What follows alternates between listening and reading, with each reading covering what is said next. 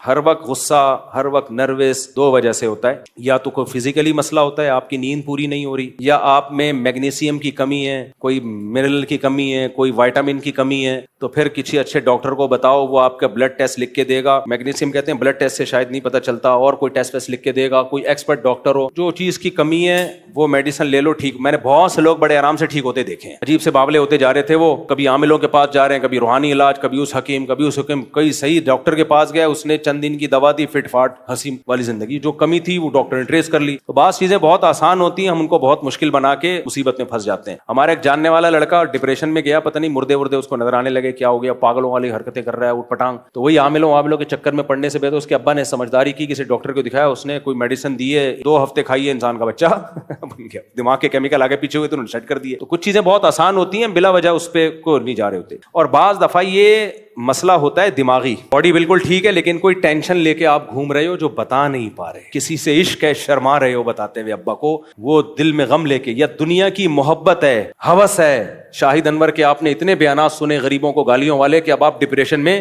پیسہ تو آ نہیں رہا، اس کے سارے کورس خرید لیے، جتنا پیسہ تھا وہ سارا کورسوں میں کورس خریدنے میں لگ گیا. پیسہ پھر بھی نہیں آیا، کیونکہ ہر ایک کو تھوڑی کورس سے پیسہ ملتا ہے یار. ایسا ہوتا تو سارے شاہد انور بنے ہوئے ہوتے. کیا خیال ہے؟ یہ اللہ کی عادت ہے، کچھ غریب رہیں گے، کچھ مالدار ہو جائیں گے. تو وہ ڈپریشن میں چلے گئے. بھائی وہ بیان سننا چھوڑ دو اس کا. اس سے موٹیویشن کے بجائے ڈپریشن، جن کو مل رہی ہے موٹیویشن وہ سنتے رہیں، جن کو نہیں مل رہی وہ ڈپریشن میں جا رہے ہیں. وہ کیا کریں؟ وہ ٹماٹر والوں کے پاس جا کے بیٹھا کریں گے، یار یہ دیکھو اس کی بھی زندگی ہے، کتنی خوشی زندگی. حدیث میں کیا آتا ہے؟ دولت میں اپنے سے کم والوں کو دیکھو. جب بھی ڈپریشن میں جاؤ تو کس کو دیکھو؟ اپنے سے کم والوں کو. یار یہ فٹ پاتھ پہ سوتے ہیں، ہمیں کم از کم گھر تو میسر ہے. تو اس سے نعمت کی قدر ہوگی اور وہ ڈپریشن دور ہو جائے گی. تو ڈپریشن کا سبب جب تک معلوم نہیں ہوگا اس کا علاج میں نہیں بتا سکتا. ویسے بھی میں ڈاکٹر نہیں ہوں. میرے لیے دعا. اور ڈپریشن کے مریضوں سے تو بہت دور بھاگتا ہوں، کیونکہ وہ ایسی باتیں کر رہے ہوتے ہیں مجھے شروع ہو جاتی ہے. تو میں کہتا ہوں میں کس سے علاج کراؤں بھائی، ایسی باتیں کر رہے ہوتے ہیں. ایک وہم کا مریض آ جائے جس کا وضو نہیں ہوتا، وہم کے مریض کا استنجا ہی نہیں ہوتا. وہم کے مریض مجھ سے پوچھتے ہیں، ہم بیت الخلاء سے جب ہاتھ صاف کرتے ہیں تو ہاتھ میں جو پانی لگا ہوتا ہے وہ تو ناپاک ہو گیا نا، جس نے،